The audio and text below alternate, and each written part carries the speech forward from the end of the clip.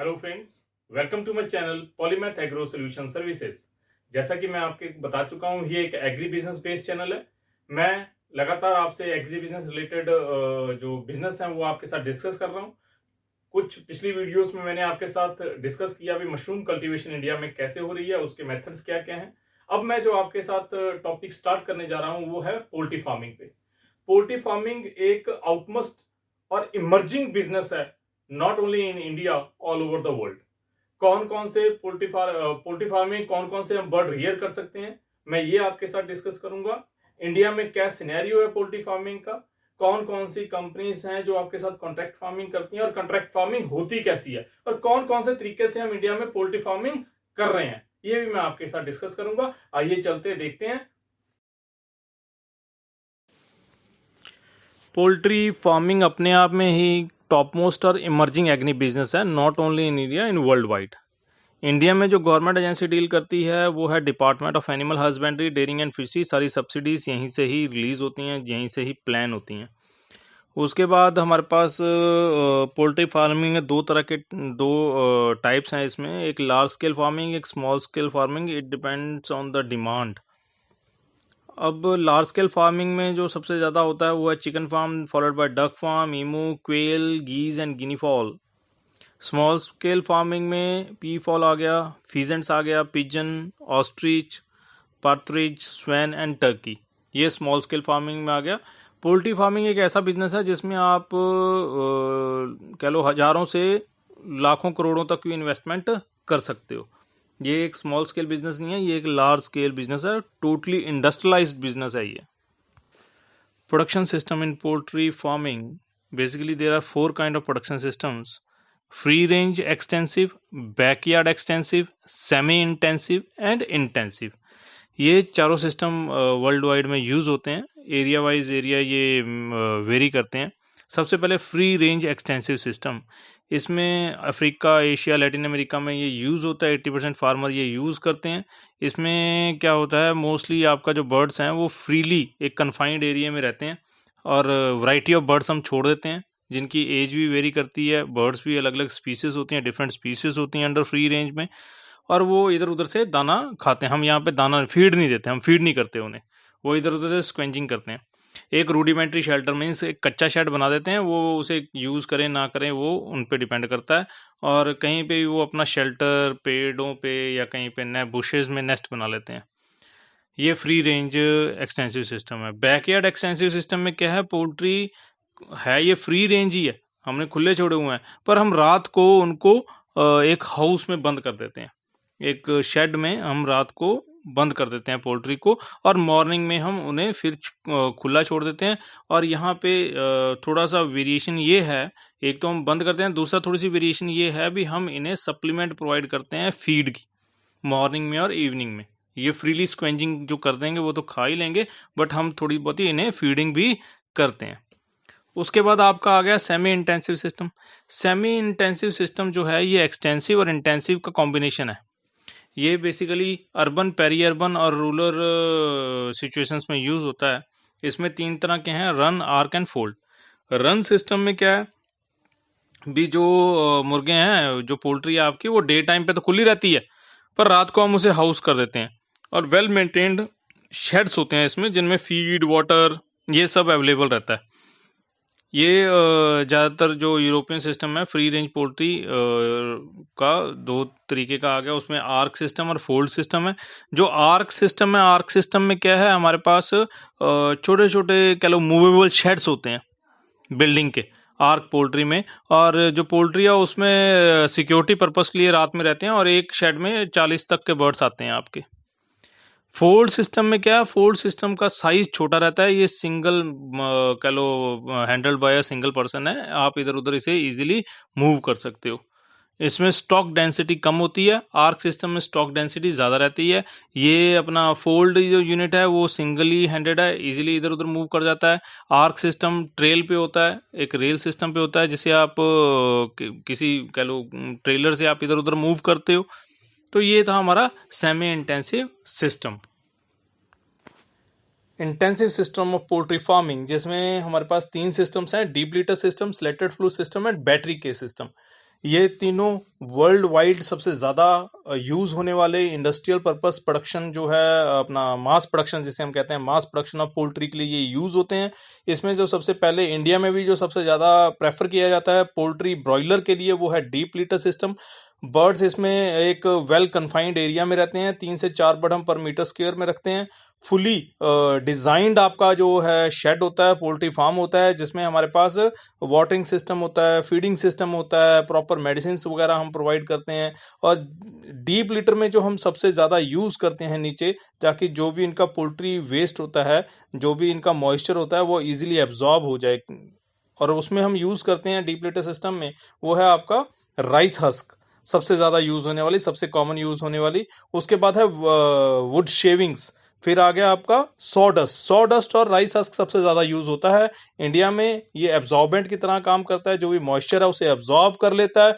और ये एक कह लो फुली इनक्लोज सिस्टम है हमारे पास, हाईली प्रोटेक्टेड फ्रॉम प्रीडेटर्स। सारा इसमें हम पोल्ट्री को फीड भी प्रोवाइड करते हैं, न्यूट्रिशन भी प्रोवाइड करते हैं, ताकि हमें ग्रोथ बढ़िया मिले। इसमें हम लेयर फार्मिंग, ब्रीडर फ्लॉक्स और ब्रॉयलर सब हम इसमें करते हैं। सेकंड है हमारे पास slatted floor system. Slatted floor system में क्या है, हम कोई भी मटेरियल नहीं है डालते, सिर्फ हमारे पास एक स्लेटेड फ्लूर होता है। जो भी आपका कह लो सिस्टम है, जितना भी आपका वेस्ट है वो डायरेक्ट कांटेक्ट में नहीं आता। जितना भी आपका पोल्ट्री का वेस्ट है वो डायरेक्ट कांटेक्ट में नहीं आता बर्ड के, और बर्ड इन्फेक्शन फ्री रहता है। और इसमें जो कह लो स्टॉकिंग है वो इंक्रीज हो जाती है, 5 बर्ड्स हो जाती हैं नियर अबाउट पर मीटर स्क्वायर में। थर्ड है battery case system. Battery case system usually हम एग पर्पस प्रोडक्शन के लिए करते हैं। इसमें लेइंग बर्ड्स हो गया हम रखते हैं, और ज़्यादातर हम एग प्रोडक्शन में ही ये यूज़ करते हैं। और कुछ शेड तो आजकल ऐसे भी डिज़ाइंड हैं जो फुली एसिड शेड हैं, ताकि कोई भी डिजीज़, कोई भी आपका जो लॉस है ना हो। So this is the intensive system. But ज़्यादातर ये ऑब्जर्व किया गया है भी कोई भी indigenous chicken commercially intensive system में नहीं रखा गया है। ज़्यादातर हम ब्रॉयलर फार्मिंग या कह लो हाइब्रिड्स ही हम यूज़ करते हैं। अब पर्पस क्या है हमारे पास फार्मिंग का? सबसे पहले तो है हम hatching egg, breeder poultry farm बनाना, ताकि हम उनसे हैचिंग एग मिल सकें। अब हैचिंग एग, अगर एग आपके पास आ गया, उसे हैच करा के आप चिक्स लोगे, उन चिक्स के आगे फिर एग या तो एग प्रोडक्शन के लिए यूज करोगे, या आप उसे मीट प्रोडक्शन के लिए यूज करोगे। देन नेक्स्ट है replacement of pellet in running layer farm. आपके पास लेयर फार्म है, लेयर फार्म की एक उसमें भी एक एज होती है, अभी इतनी देर तक आपका जो बर्ड है वो एग ले करेगा। बट ये एक इंडस्ट्रियल सिस्टम है, मैं कह रहा हूँ इंडस्ट्रियल सिस्टम में हम जा रहे हैं, तो जहाँ पे मास प्रोडक्शन होती है, तो आपको जो प्रोडक्शन है वो कंटिन्यूस रखनी है। तो आपको जो ओल्ड अपना बर्ड्स हैं उन्हें रिप्लेस करते जाना है यंग वन से। देन एग प्रोडक्शन के लिए हम यूज करते हैं मैक्सिमम जो कि लेयर फार्मिंग में आते हैं। लेयर फार्मिंग में एग जो हम कंज्यूम करते हैं, जिसे हम वेजिटेरियन एग कहते हैं, उनके लिए भी हम यूज करते हैं। सबसे बड़ा जो मीट मार्केट है ब्रॉयलर मीट, उसके लिए भी हम इसे यूज करते हैं। Then rearing of breeder. अब ब्रीडर फार्म के लिए कॉक्स चाहिए, फीमेल ब्रीडर हैन चाहिए, उसके लिए भी हम यूज करते हैं। और सबसे बड़ा पता है एजुकेशन पर्पस, डिमॉन्स्ट्रेशन, जो बॉयलर है, लेयर फार्मिंग है, एजुकेशन पर्पस के लिए हम इसे डिजाइन करके रखते हैं, ताकि हम ट्रेनिंग वगैरह प्रोवाइड करवा सकें।